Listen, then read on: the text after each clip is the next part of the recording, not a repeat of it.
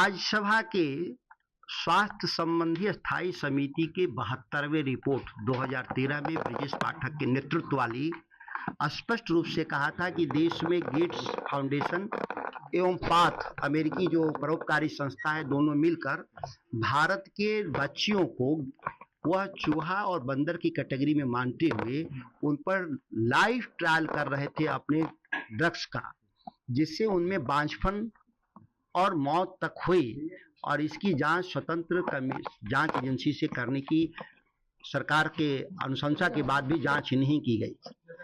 बिहार, आंध्र प्रदेश और गुजरात राज्य सरकारें डायरेक्ट गेट्स फाउंडेशन और पाथ से एग्रीमेंट कर करके स्कूली बच्चियों पर, खासतौर से गरीब बच्चियों पे, जो आदिवासी बच्चियां हैं, उन पर यह टीका का सीधे सीधे परीक्षण किया और इस परीक्षण से उनकी गर्भ धारण करने की क्षमता कम हो गई, कई बच्चियों की मौत हुई और यह बिना अभिभावकों की जानकारी और सहमति से हुआ।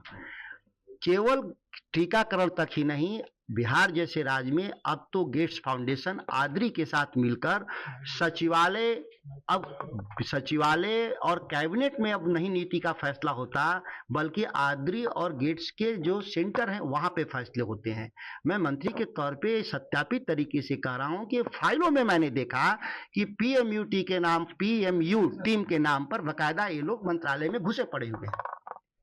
कितना मानते हैं कितना खतरनाक हो सकता है? देखिए, ईस्ट इंडिया कंपनी आई थी जब मुगल शासन कर रहे थे कि हमको व्यापार करने के लिए एक छोटा सा जगह दे दीजिए, और धीरे धीरे वो भारत के अर्थव्यवस्था पे ही नहीं, राज सत्ता पे भी कब्जा कर ली 100 साल में। लेकिन भारत के भीतर यह उससे पहले कब्जा कर चुके हैं। हमारे मानसिक गुलामी इस कदर है कि हम अमेरिकी मॉडल ही को सच मानते हैं और उनके सारे एक्सपेरिमेंट, सारे नीति को मानते हैं। ये हम मानसिक गुलामी की तरफ अब किसी दिन राजनीतिक गुलामी में भी कन्वर्ट कर जाए तो भी इसको हम आश्चर्य नहीं मानते। जब हम अमेरिकी और यूरोपीय ट्रेड डील को देखें तो उसमें तो सरकार की सारी संप्रभुता तो अमेरिका में निहित हो गया। अमेरिका से खबरें मिल रही थी कि हम पाकिस्तान से युद्ध बंद हो गया, हम ट्रेड डील कर लिए, तो ये राजनीतिक गुलामी भी बढ़ गई।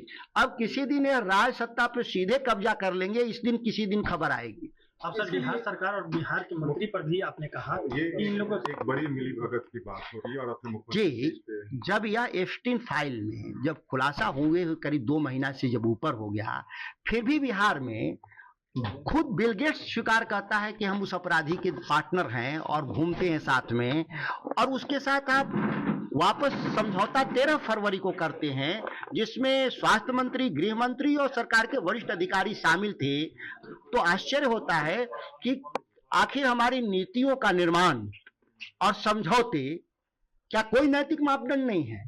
ये अमेरिका से तय होगा, अमेरिकन लोग तय करेंगे।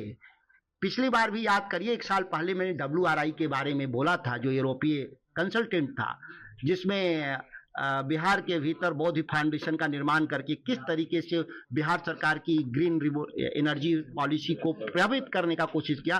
ठीक उसी तरह से पिछले 16 सालों से बिहार में हमारी कृषि और स्वास्थ्य की नीति बिल गेट्स तय कर रहे हैं, न कि बिहार सरकार तय कर रही है।